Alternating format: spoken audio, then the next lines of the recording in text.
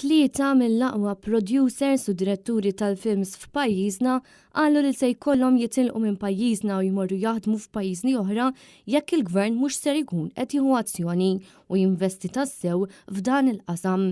Bil-producers jinsistu li din l-industrija għadha lura ħafna u minkejja li Malta tista' tagħmel miljuni ta' euro mill-industrija tal-films, il-gvern mhux jieħodha bis-serjetà, tant li qed iħallu dawn il-kumpaniji f'xifer falliment.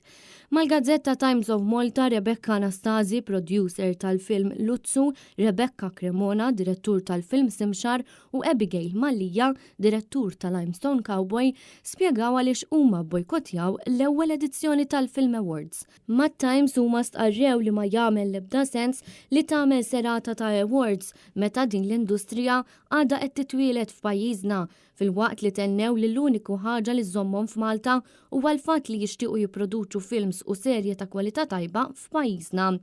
Diversi persuni f'din l-industrija diġà telqu minn pajjiżna u issa qed jaqalgħu paga aħjar u jaħdmu f'kundizzjonijiet aktar xierqa. Dwar il-Malta Film Awards huma saħħu li ddeċidew li jagħmlu bojkott ta' din is-serata meta saru jafu li ser tiġi tiswa mal-400,000 euro meta l-fondi għal din l-industrija huma 600,000 euro fis-sena.